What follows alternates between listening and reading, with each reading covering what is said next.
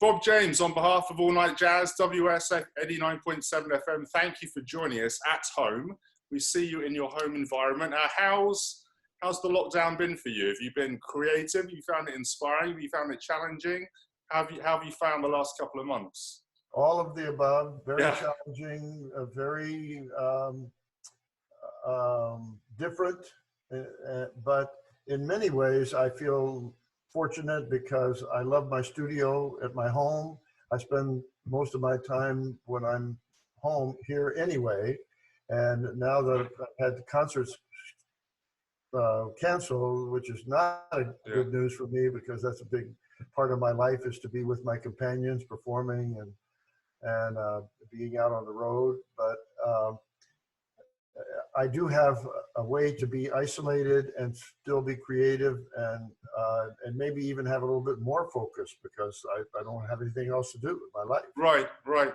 But Bob, we're going to talk about various aspects of your career, but one of the things you've done as well or better than anyone is collaborating, and you've chosen your partners through your musical career incredibly well. And if you think of, the records with David Sanborn and Kirk Whalum and Foreplay and all that work in the 70s with Creed Taylor and Quincy Jones going before then, jazz, if nothing, is not an ensemble music, it's a collaboration, isn't it? It's our American chamber music. And at the moment, we're not making it in that way. We're doing it via Zoom or whatever. What's your kind of prescription and prognosis for what's going to happen when we come out of this? We'll be so desperate to make music with each other, we'll all be touring the world. Or, are you concerned? Are you optimistic? What are your thoughts, especially for jazz specifically? The way you set that up is it really expresses my feelings, my worries about it, because none of us exactly know what it's going to be like when we come out of this. But it's going to be a little bit at a time, and there is going to be that aspect of distancing and I don't know, what you've described has definitely been my life. The whole highlight of making music to me is with companions, and I kind of learned early on that I'm a pretty good accompanist. I love being supportive. I love having the piano be a supportive instrument, and I proved it with Sanborn and with Earl Klugh and with Grover and with all these people.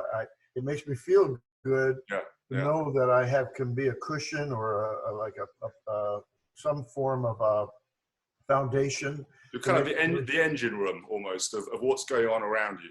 Yes, and it doesn't mean that I don't like being a leader with my trio and being in that role, but in some ways it still feels like there's something missing, and the time when it's the most difficult for me is when I'm really alone. And in this new mode where I've had to go online and do a few live streaming things by myself, definitely feels weird and definitely feels like something missing.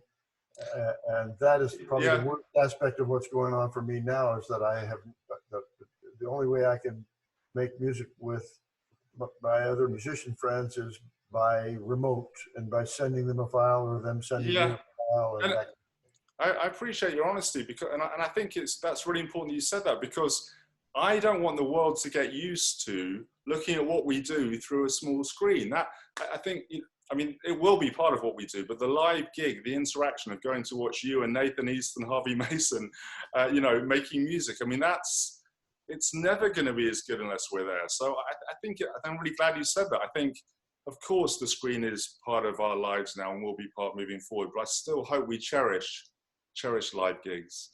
I'm learning to you mentioned when we first started today about the technology and how we're all learning something completely new, but there's definitely an aspect of this media streaming reality that is brand new for me, and all throughout my recording career I've tried to be proud of maintaining the highest possible standards of audio and the way the music sounds, and every bit of technology that I've been able to put my hands on or been able to afford, that was uppermost in my mind.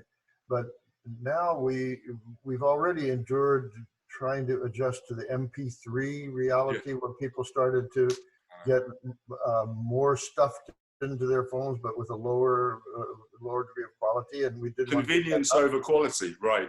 But now in this streaming mode, it's even worse because the fans are used to having people record through their phone, the iPhone, with no real professional quality microphones, no professional, and they accept this new reality with the video jumping around and in and out and intermittent. But that is our reality, and until we push for it, until we deal with it, I feel like I'm kind of back in the cassette era. And when you put your mic up to the radio. Yeah, and then you listen to your recording. It's got hiss on it, all that kind of stuff. We have to live with it. I'm still hunting and researching and trying my best within the limits of not even being able to get an engineer tech guy to come to my studio because we've got to wear masks and we can't be within 6 feet of each other and all this stuff. So I know that theoretically it's possible for me to do a live streaming piano thing. Yes, and you've been doing a bit of that. I've noticed that. And I've done a bit of it, but I started to become aware of how I didn't like the way the piano sounded. Right. And people were okay with it. They said, "Oh, Bob, you sound good. You sound okay." But when I started to think that here I am in my studio and I've got a whole audio interface and a whole studio thing, that if I could just figure out a way to get that online, I could play my piano with my own microphones, my own reverb, my own EQ, and have it really sound good. But currently, I'm only about halfway there. Right. I realize I have a slow internet connection, so that affects it too. All these things are, boy, it's a whole new industry. Yeah. Bob, let me flip it around and put a real positive spin on, because a very genuine thing from me is thank you for your incredible career in music, because your music has touched millions of people, and genuinely it's been an inspiration to so many people, and it's brought joy to people. And I mean that incredibly sincerely. And a question I have for you is that you're one of the rare breed of musicians who's had great, universally admired by his colleagues, by the musical fraternity, but also has had huge critical and commercial success in terms of record sales and tours and stuff. Was that by accident or by design? Awful lot of good and bad accidents, mostly good ones, I think, happen. I've always wanted to do this, and of course, when you make the commitment to do it professionally, you want it to be appreciated, you want it to be liked. There's a kind of built-in thing, but so many of the best things that have happened to me, I would almost refer to them as accidents. Amazing, really.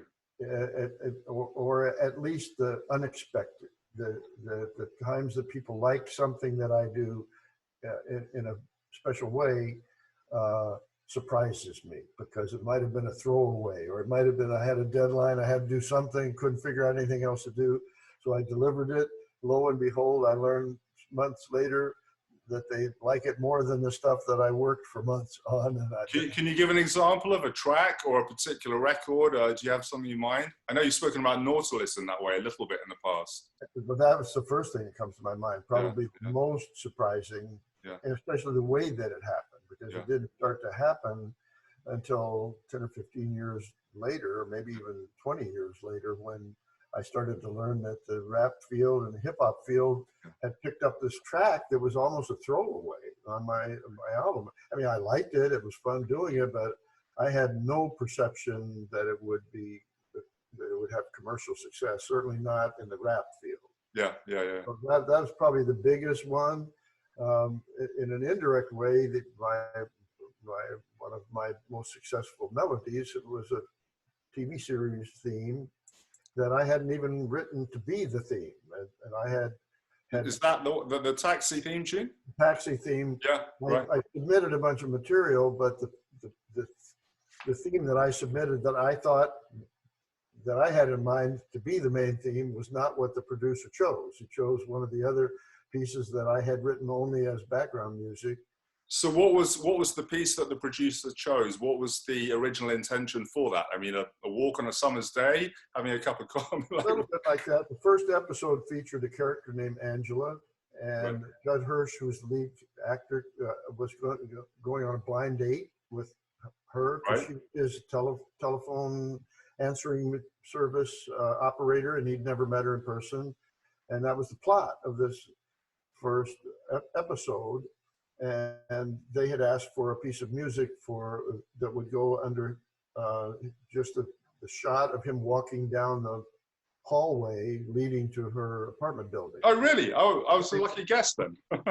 Yeah, oh yeah. There's some Okay. reflective moment. Right. And not only that, they were also working on the opening shot of the credits when the show first comes on. And they had a kind of melancholy feeling of the taxi going over the bridge leading into Manhattan. I think it's the Queensboro Bridge. I don't know. Right. Anyway, Right. it was not the image that I had in mind of what I thought that they would be looking for. Right. The whole series was about the loud noise of Manhattan and car horns and high energy New York City. You know, I was trying to give them New York City energy, and I wrote this piece that I ended up using separately anyway, called Touchdown. Yeah. I Yeah. changed the title of it, Right. and ended up using it anyway. But what I had in mind of trying to deliver on a TV theme, they didn't choose. They chose something else. And who was I to argue with them? And it wasn't that I didn't like it. I just didn't think it was appropriate. Yeah. And now, many, many years later, it has stayed with me as one of my most recognizable themes. And Yeah. happy about that. But it was, in that way, it was at least partially an accident. Let me talk a bit more about you as a composer, because I mean, leading up to my interview with you, I've been so excited to talk to you, and I've had a blissful few days revisiting my CD collection of your music, which is extensive, and then all the Creed Taylor records you're on from the 70s, your early stuff, getting back into Bold Conceptions from 1963. And well, I've got two questions, and I've got this working hypothesis of your career, which I think might be one of the keys to why it's been so longevity, so successful, and so far-ranging. Your first record, you've got Roberta Flack's "Feel Like Making Love" right after the Modest Mussorgsky, a Russian composer's night on a broad mountain, and and you've got full strings and brass on the Mussorgsky piece. Then you've got your kind of light funk and R&B groove with the Roberta Flack. So this is track 5 and 6 on one record, let alone the breadth of your whole career. And I know your background was classical and then you studied jazz, and you play straight ahead, and straight ahead music has been consistent through your career. You've consistently put out straight ahead records. My question is, do you think, and it feels to me that this might be the case, that your mastery, that bebop language, that straight ahead jazz language, that vocabulary, which you can pull out whenever you need to, that's been like a consistent thread through your career? Because whether it's in Foreplay with Sambon or a commercial thing with a singer, you've got that rich vocabulary. And I think that, I don't want to kind of give my answer to the question, but I think that's one of the keys to your success. Can you talk a bit about that? Thank you very much for describing that. And yes, it is. It's been something I think about a lot, and I can still trace back the biggest passion that I had about trying to go into music. I had a classical background. My mother wanted me to take piano lessons, and I think her dream would have been for me to become a classical musician. But I began my intrigue with jazz when I was still in high school, and was very curious about whether I could play it with any degree of success. Did something trigger that? What got you into that moment? Can you remember a moment, a record, a concert? There were a few records in my parents' library, but they were not big jazz fans. They were kind of random. There might have even been a Charlie Parker record in there. There was a Stan Kenton record, but it was very. Hold on, I'll try to turn this ring off of my phone. Sorry, but it was kind of random, and it was very indirect intrigue because I lived in a small town where there was Wow. very, very little jazz to be heard. Wow. And I kind of thought of jazz as a rebellion kind of music, a rebellion against the establishment, rebellion against classical music. And my way of rebelling against my mother's desire for me to have discipline. Wow. At that age, 16 or 17 years old, that's kind of what was in my mind that first got it. But as I was exploring it, I think I pretty early on started to feel that I had some instinct about it that was, and I don't know specifically what it was, but it felt natural for me to try to play in that kind of way. And by the time I got to college and got exposed to other jazz musicians, Right. jam sessions or whatever, I could sense that I was good, that I had some feeling about it. But you could sense you were good in this, you were self-taught, like initially, because I know you were in the University of Michigan, then you left to go to Berkeley, but the moment you're describing now, you sensed you were good. Was that purely by your ears were good and you could pick up some of the language from records, or did you have a teacher who really kind of showed you some of that language?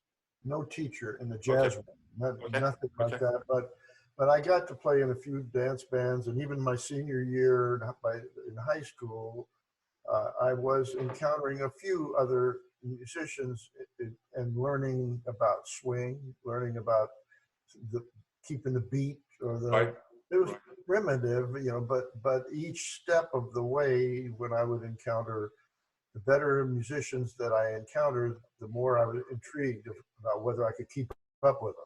And I would hear something and then want to respond to it. And I think that's the way any of us develop and get better.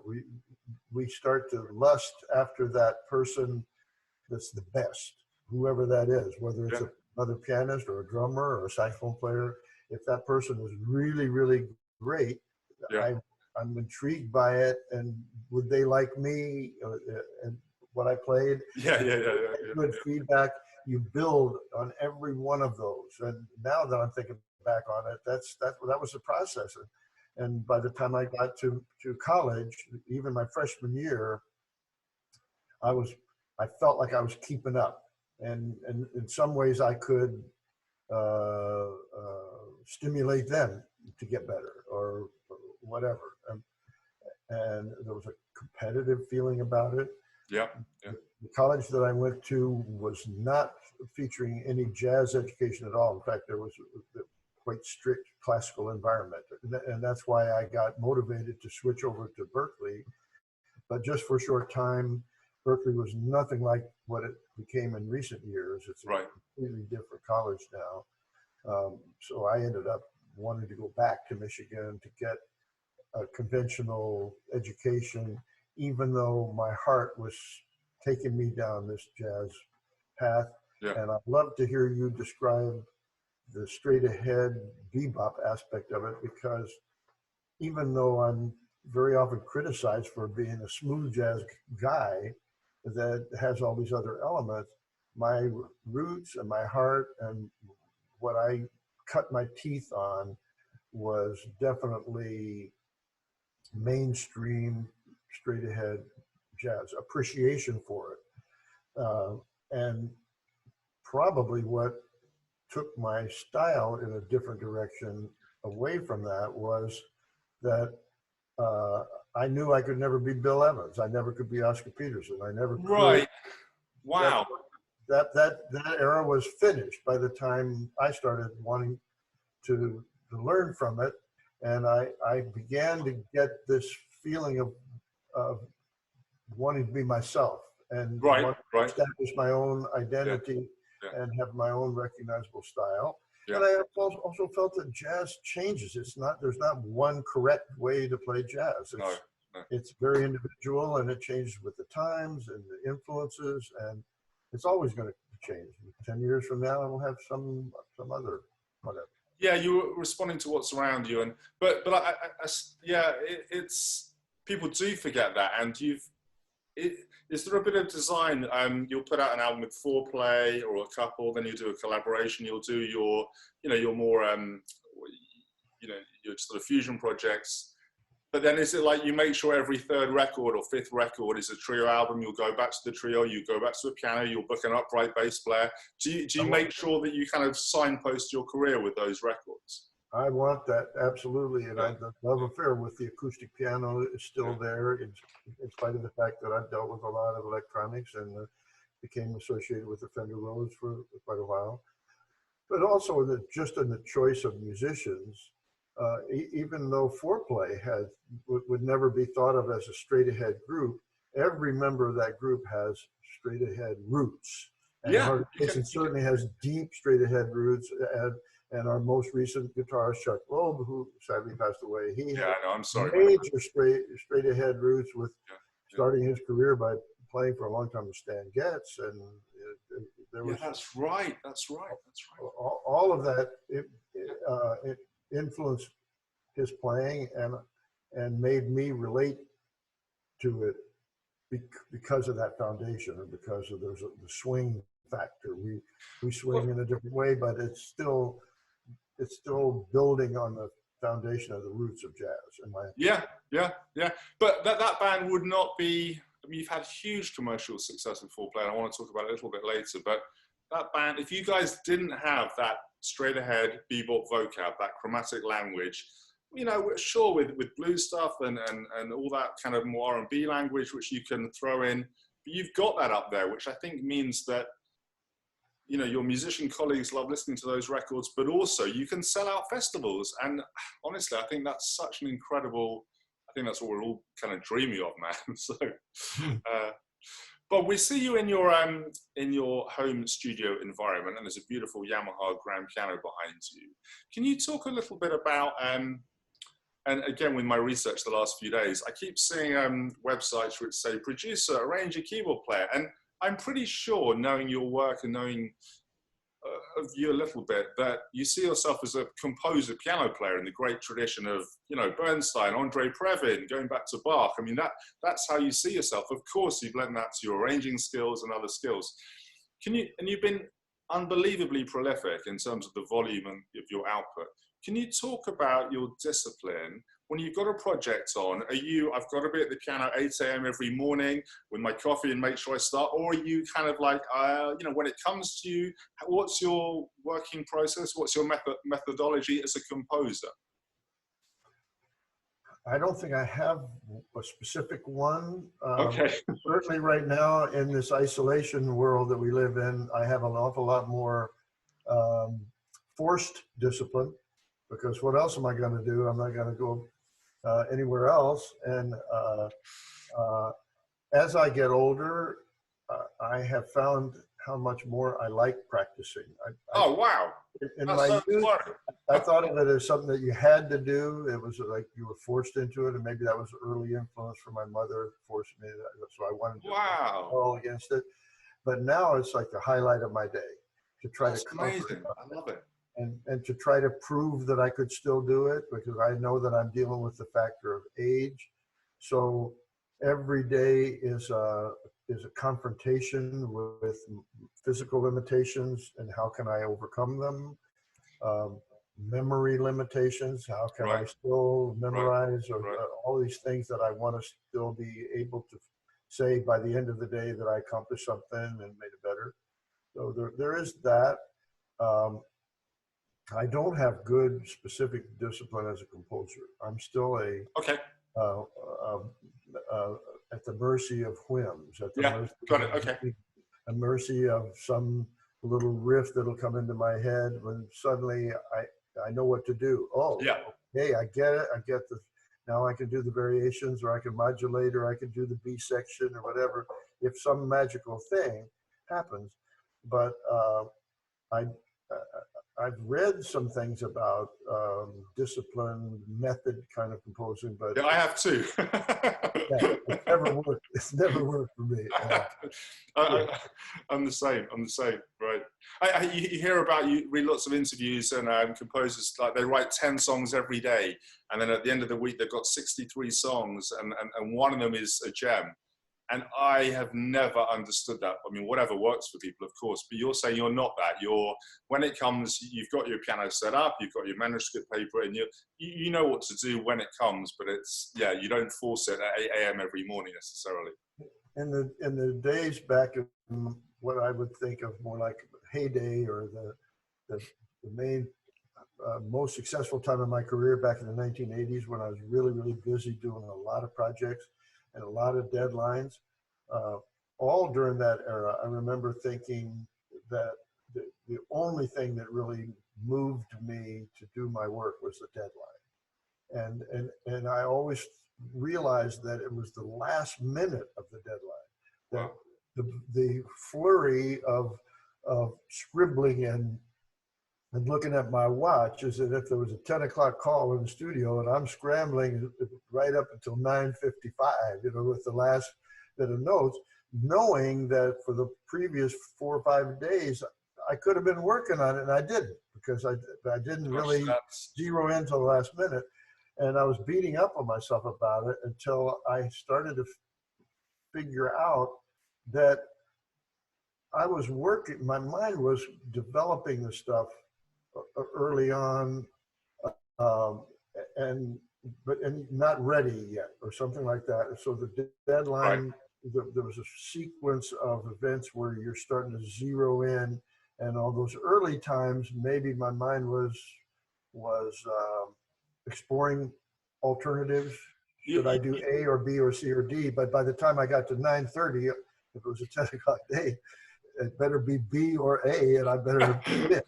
Are you saying when you do so the mechanics of your mind, your composing brain, when you're doing the dishes or taking a walk or whatever, you mean they're kind of doing all the kind of subliminal stuff so that when it comes to 9:30, or do you mean you're actually sitting and consciously going through it away from the piano? I would, without realizing that it was unpredictable and it was not a formula, anything that I could have even figured out. Realizing that, still, I can remember back on some really cool moments where a theme would come in there and then just stick, and it would be right, and I knew it. But I couldn't predict it. It wouldn't happen that same way again the next time. And throughout my love affair with composing in the jazz field, I don't even remember any composition that was totally planned and I sat down and then it came out the way that I originally thought of it. That's incredibly reassuring for us mortals, and the fact that you've had the career that you're having and the volume of music you produce without that kind of working in that way. That's really, really interesting. Incredible, man. The guys in Foreplay used to joke about the fact that I very often would refer to getting ideas while walking. That if I was walking in Manhattan somewhere or whatever, maybe it's the tempo of walking, which is a street beat. It's like a march. It's somewhere in that 120, a little bit slower, in that range. And I'm embarrassed to admit that probably if I added up all of the amount of tunes that are somewhere close to that tempo, well, I don't write a whole lot of super fast tunes. No. But there's a lot of the walking. But then the music's a reflection of you, and so that's honest and that's natural, and that's what's coming to you. You can only make the music you want to make, man. And if that's what it's coming from, that walking tempo, then I mean, one song in particular, a Foreplay song that I composed called Robobop. Which one? Robobop. Okay, I'm sure I recognize it. I have a ton of Foreplay. Yeah, and it was on one of the albums where Larry Carlton was in the band. Okay. I can't even remember what the album was. Maybe it was Energy. I don't know. But anyway, they always laugh with me about it because I admitted that we did a session that day and we were either on a break or something or other, and I came in with that little riff, and it was completely that, walking down the street, Manhattan, and it stayed with me, and I scribbled it. We got in the studio, and I elaborated on it, but the whole genesis of it came out of walking down the street. And Nathan used to announce it on stage. Bob was walking down the street one day in Manhattan. Then you start playing. It became part of our, almost like part of our routine, but it was real. It was a real walking theme that popped into my head, and I had enough presence of mind to remember it. But and I can't tell you how many times that the opposite thing happens, where oh no, really, great idea. Oh wow. But by the time I get either home or to a place where I can write it down, I've lost it. And it never comes back. You don't sing it into a phone now, or into a voice recorder, or? I hate the way it sounds. I've tried that. Really? When it's in my head and I go doop a doop boop boop boop, when I listen to it back, I don't want to have anything to do with that theme anymore. It sounds so stupid. Hang on. Well, it doesn't sound stupid, but it sounds surprising, because you're also the guy who Quincy Jones asked to be an in-house arranger for Quincy and then Creed Taylor. So one of the most successful. So what I'm saying is, when you're sitting at the piano, you're playing A minor 9, and you're having the voicing and the fourth there, and you have the imagination to think violas, 2 alto saxes, cor anglais, trombone quad. So if you've got that imagination, how can you not see past the fact that you're going doopa into your phone? That doesn't. I mean, your voice can't be that bad. it feels one way in my head, right? But the sound. A lot of people don't like the sound of their own voice when they hear it. But Bob, you can see past that. I'm amazed that that's been a. I'm not arguing with you. I'm just trying. I'm amazed what it is that you find that's why you find that a stumbling block. It's only it's the phone recorder thing. Yeah. If I'm anywhere where I can scribble it, even on the paper, then I have a much better chance of remembering it than I do by singing it. Or if I could noodle it on the piano and then scribble it, and get it out of my first mental awareness of it, where I'm singing it in my head. But as soon as I hear the sound of it singing in my head, it becomes negative through the phone recorder. I've never had it work once, because I know it's a good idea. You know, it's okay. You got your phone right there. Yeah. Don't forget it. While you got it in your head, sing it. Yeah. And I do. But then when I listen to the playback, I don't like it. That's amazing. I mean, that 0% of that ever being successful. And I just love the idea. We've had this huge volume of music from you. Your opus throughout your life has been, well, like I've said, very prolific. But this idea that there's been more music that we haven't had because you haven't got home in time, or I mean, that's the mind boggles. No, we all. I know I'm not the only one who has moments where you think something in your head, and that you've come up with this theme that's really good. But then all of a sudden the next day you realize, whoops, I just wrote St. James Infirmary or something that somebody else had already composed it 30 years ago. And it seemed so original to me in my head, but then in the cold light of day, I discovered that there's a reason why that was somebody else already did it. Yeah, I've just written the entire Songs on the Key of Life. I didn't know I was that good. That's amazing. Can you tell us about the conversation that led to the formation of Foreplay? Can you remember that time, and can you remember who the conversation was with, and also what your aspirations for the band were initially? Did you know it'd be as successful as it's been? Well, we pretty much all agreed that there was a very pivotal session. I had gone out to LA. All three of the other guys, Lee Ritenour, Harvey, and Nathan East, were LA guys. And at that time, most of my recording was done in New York. Right. And I was bringing Harvey Mason out to the East Coast because I always wanted him to be my drummer whenever I could get him. But on this particular occasion, the timing seemed right to do it the opposite way around, for me to go out to LA. And I wasn't that familiar with the politics and the insides of the LA recording scene. So I was looking both to Harvey and a little bit to Lee Ritenour, who I didn't know anywhere as well as I did Harvey. But Lee had asked me to guest on one of his albums, and so we were in the middle of doing a reciprocal, and I wanted him to play on my album as a form of reciprocal going back Right. and forth. Right. So I asked him to play and actually write one of the songs. So the album was Grand Piano Canyon, and the day that we were in the studio together, the four of us, Lee and Harvey, and by the way, I had called both of Lee and Harvey separately to ask who I should use on bass because I didn't know the LA scene well enough. Oh, okay. Yeah, that makes sense. And Right. I'd never really done sessions out there. I knew some of the names, Abraham LaBoy, Sure. and various people, but both Lee and Harvey independently recommended Nathan. So that was good enough for me. I didn't know him. I'd never met him. That's And amazing. that week working on that Grand Piano Canyon was my very first time meeting and working with Nathan. Right, right. I immediately saw the reason why they liked 1990, 1991, 1989. Yeah, yes, Okay. exactly. So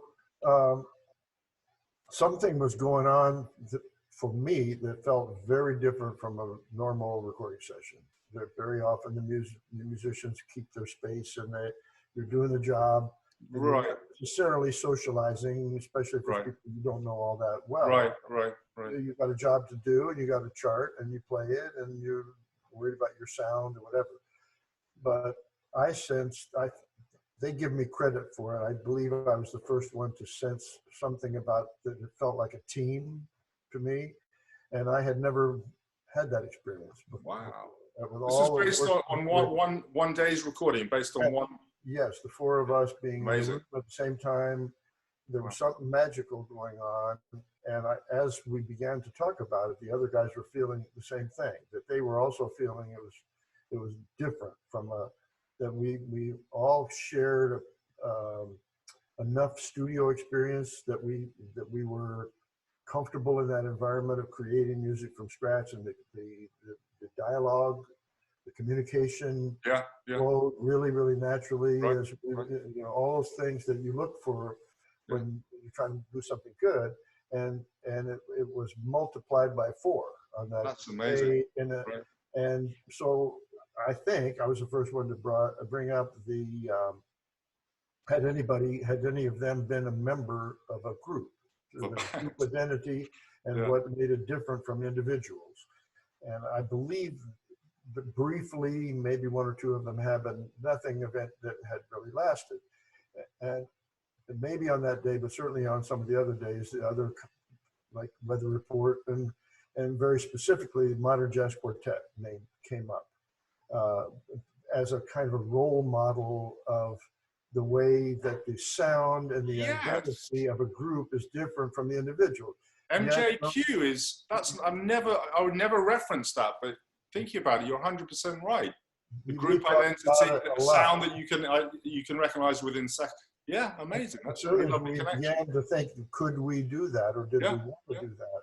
Yeah. That was the group more than anything else that we referenced as being, wow, look at how the name of the group took on an identity of its own. It sound that lasted, and it was a longevity, and none of us thought that we could have a chance to have that happen. But now I can look back on it 30 years later, and we did it. We accomplished that, a sound that the Foreplay sound is different from any of us individually, and people talk about it and they hear it, and they can hear that we didn't keep the same personnel, but even the Modern Jazz Quartet changed the rhythm section and the vibe, the piano, John Lewis and Bill Jackson, that identity stayed the same. But anyway, it gave us a starting point to talk about it.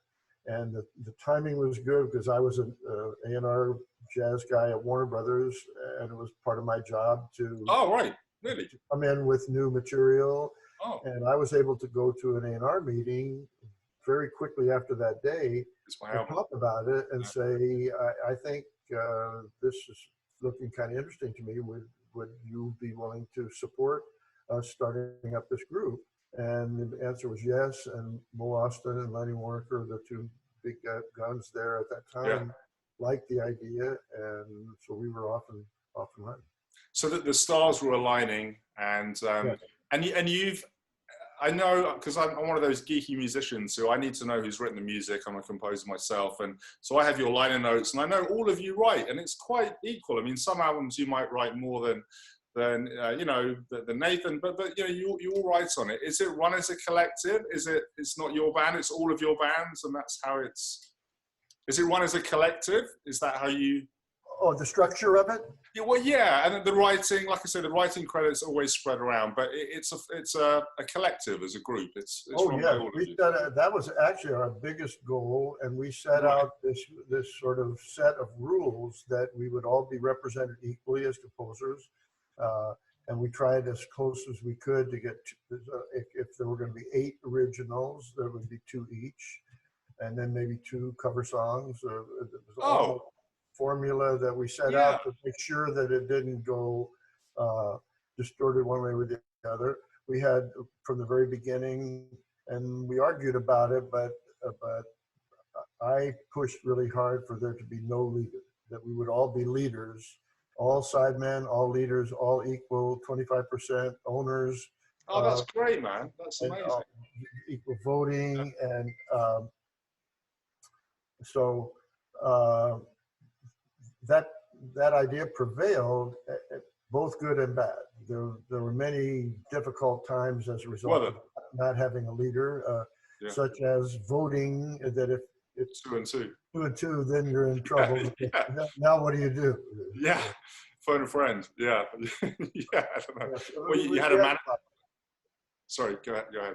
Yeah, we had a lot of the struggles and the challenges of a group, and the politics of it and the dynamics of it, but it was always exciting to me. It was always fun to try to figure out how to come, and for the most part, we came to good creative decisions about it. Amazing. I'm rushing through the questions because I know we've got limited time, and I could literally talk to you for 24 hours and we wouldn't cover half your career. But one of the things you became known for is, you were talking about the Fender Rhodes and certainly using keyboards and electronics, but your piano technique and your articulation is very distinctive. For me, you're up there, you know, Joe Sample, Dave Grusin, Chick Corea, within, you know, these, within, and yourself as well. Within a couple of bars, I know that's Bob James, and it's to do with you. A lot, you spoke about your technique and the way you approach the piano, but very much your articulation. But there's another element, which I think the way your piano, acoustic piano, comes across in live recordings, performances, and on disc is very distinctive. It's lots of reverb. But can you talk about your sound? And do you have an engineer you've worked with throughout your career who's helped you develop that? Because sometimes I'm listening and it sounds, with Foreplay or a lot of those records, like you're kind of triggering a CP80 as well, or there's something else in there. But I think it's just the way you record your acoustic piano. It's been an obsession of all my career, and actually that's a major reason why at the beginning of our conversation I was describing my frustration that we're dealing with this new reality where I don't have control of that a lot very often, and I hate when I lose control over it. Because every single aspect of microphones, tuning, where the piano sits in the mix, there are a million subtleties, and it's always different depending upon the project, depending on the tune and everything else, and depending upon your hearing. In my old age, I'm losing a lot of that, so I can't even evaluate the way I used to be able to. But I love the challenge of trying to do that. And since most of my career, I was involved in recording more than touring. So what became the obsessive thing with me is the sound is everything. What that ends up sounding like when your record gets mastered and you don't have control over it anymore. Every single aspect of that becomes part of your personality, your sound, and if that was left a positive feeling for you, that makes me very happy. That's so reassuring. I mean, I feel good about myself in the sense that the thing I identified as being unique to you, you have worked incredibly hard to achieve. So that, I mean, that, you know, like with all great artistic things, we work incredibly hard. So that's really lovely to hear that that's been an obsession for you and something you've worked hard with. And I'm sure the way working with a bunch of different engineers, it's been fun and challenging for me to get to know them and their style and the way they hear, which is fascinating to me, how many different personalities, different approaches to it, different miking techniques that they all use. And for me, I just am interested in the bottom line. And I find myself over and over again describing purity, or when I feel that it's pure from the top to the bottom.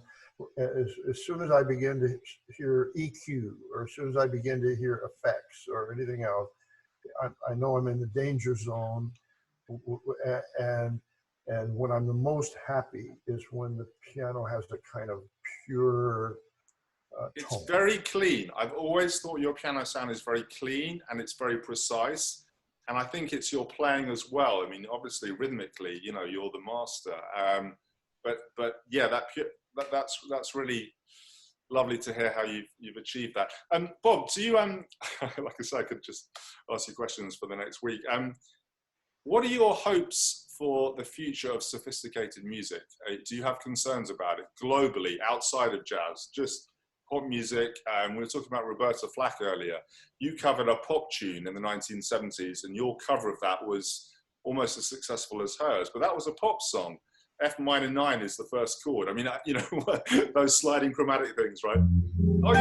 Oh, wow! I didn't. Your piano's behind you. I didn't know you were an Fender Rhodes. Oh my gosh! I got a Yamaha Matage in front of me. I'm right in the middle of my studio environment here. So I got the primarily the data entry keyboard where my keyboard. Acoustic piano on that side. I'm feeling a bit embarrassed because if I'd known that you were sitting at a Fender Rhodes or a Yamaha keyboard, I would have obviously, at the beginning of the interview, I'd have kind of asked. Deliberately waited to show you that. Oh, no. I didn't want it to slide over to that today. No, I know, and I wouldn't do it. But my friends can be like, dude, you could have asked him to play. Next time. Yeah. But in 1973, you made a very successful cover of a very beautiful pop song. And it's been successful for you and, you know, the composer and Roberta Flack ever since. But I doubt there's much in the charts you're hearing today that you would want to grab and do the same thing too. Are you concerned about the future of sophisticated music? That was my original question. Yeah. No more so than I was in 1962. Okay. Thank God, we're going to be all right. We were going through, in every era that I've been involved in the jazz field, there have been these conversations about jazz being dead, or it's cold and nobody's listening to jazz anymore, or it's hot, or it's this. It ebbs and flows. Same with classical music, and I hear a lot of statistics where now jazz and classical music are at the very bottom of the. I don't know about that, but it's always the same. There's always going to be more people that will like simpler music, and more educated or more demanding people will like sophisticated music, and we'd better be able to deliver it to them, because there are the listeners out there that demand it and want it, and they're there. And the more I have the chance to listen to young musicians that are delivering the goods with the new music that's going to happen in the future, I know it's still out there. I know Jacob Collier is killing it in a way that I have no idea what planet he comes from. He's an alien. And what's going on? He's from England. I know, that's why I brought him up. And there's another guy also sort of like from your neck of the woods, Gwillem Simcock. Oh, Gwillem, I know Gwillem's, yeah, he's a friend. I know. And then he's not a completely spring chicken. I mean, he's maybe in his 30s or something. I don't know. He's actually 40, in his 40 now, but he's still. Yeah. But still, from my vantage point, he's a young guy, and killing it on the piano in a way that I'm so envious and loving. I agree. And he and Jacob in totally different ways. Yeah. Are the kind of people that give me complete optimism that the fresh stuff is still out there, and there's hope for those of us who want sophisticated music. That's so inspiring and reassuring, and you're giving this kind of big perspective on that, and you're saying that these things kind of come in waves, and thank you for signaling out a couple of Englishmen who are apparently flag wavers for the jazz community. That's amazing. And both of those, I have very genuine feelings about them. I was been following Jacob right along back in the early things when he was only getting exposure for his multiple screen screens thing, yeah. And I only gradually began to learn what an unbelievable piano player he is, and bass player, and guitar player, and drummer. Yeah. He's not a tricks guy. I had this amazing thing, Snarky Puppies Festival in Miami a couple of years ago. Jacob Collier arrived in without his gear. All his gear was lost. So all he had was a grand piano, and he was the harmony was just insane. Just the grand piano, no production, no tricks, no loops, no. And I was just like, who is this? Is amazing. Yep. There's a new video, beautiful video of, it's a cover maybe of, but it's exactly that. He's got a little trickiness because he's using a Disclavier, and partly he's having some things come in and out where the keys are going up and down without him doing anything for fun. But the bottom line of it is he's just playing the piano and gorgeous, beautiful, and adventurous, and amazingly creative. And I totally agree with you that whatever feelings we might have had that he was a one-trick pony or the gimmick guy that was dependent upon technology and all that, no. It doesn't make any difference. Take everything away from him and tell him to sit down at the piano, and he'd still blow my mind. Hey, amen to that. Amen to that. Bob, I know you've got your next interview, so I just want to say, on behalf of WSF All Night Jazz 89.7 FM, thank you so much for your time, and thank you for your music for all these years. It's given great joy to a lot of people. So thank you, man. I really, really appreciate it. You make me feel good, Simon. It's been wonderful talking with you, and I hope we have a chance to meet in person. Me too, man. Thanks so much. All the very best. Take care, Bob. Bye.